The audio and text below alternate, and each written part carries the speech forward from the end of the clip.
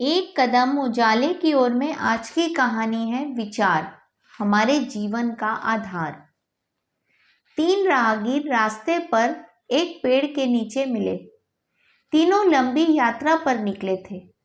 कुछ देर सुस्ताने के लिए पेड़ की घनी छाया में बैठ गए। तीनों के पास 2 झोले थे। एक झोला आगे की तरफ और दूसरा पीछे की तरफ लटका हुआ था। तीनों एक साथ बैठे और यहाँ वहाँ की बातें करने लगे, जैसे कौन कहाँ से आया है, कहाँ जाना है, कितनी दूरी है, घर में कौन कौन है। ऐसे कई सवाल जो अजनबी एक दूसरे के बारे में जानना चाहते हैं।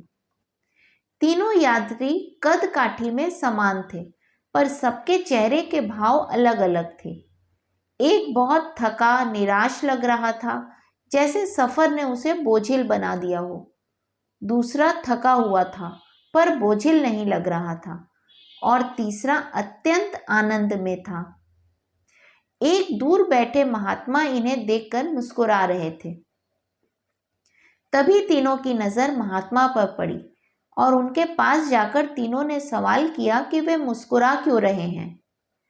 इस सवाल के जवाब में महाराज ने तीनों से सवाल किया कि तुम्हारे पास 2-2 झोले हैं।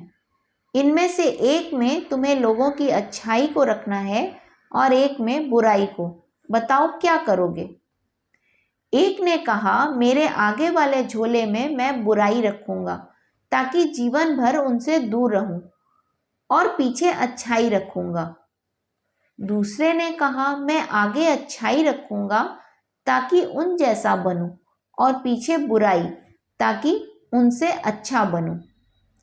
तीसरे ने कहा कि मैं आगे अच्छाई रखूंगा ताकि उनके साथ संतुष्ट रहूं, और पीछे बुराई रखूंगा और पीछे के थैले में एक छेद कर दूंगा, जिससे वो बुराई का बोझ कम होता रहे और अच्छाई ही मेरे साथ रहे। अर्थात वो बुराई को भुला देना चाहता था। यह सुनकर महात्मा ने कहा, पहला जो सफर से थक कर निराश दिख रहा है, जिसने कहा कि वो बुराई सामने रखेगा, वो इस यात्रा की भांति जीवन से थक गया है, क्योंकि उसकी सोच नकारात्मक है। उसके लिए जीवन कठिन है। दूसरा जो थका है पर निराश नहीं, जिसने कहा अच्छाई सामने रखूंगा और बुराई से बेहतर बनने की कोशिश में वो थक जाता है, क्योंकि वो बेवजह की होड़ में है। तीसरा जिसने कहा कि वो अच्छाई आगे रखता है और बुराई को पीछे रखकर उसे भुला देना चाहता है, वो संतुष्ट है और जीवन का आनंद ले रहा है। इसी तरह वो जीवन यात्रा में खुश है। जीवन में क्रोध सबसे बड़ा बोझ है और क्षमा सबसे सुंदर और सरल रास्ता, जो जीवन को बोझहीन बनाता है।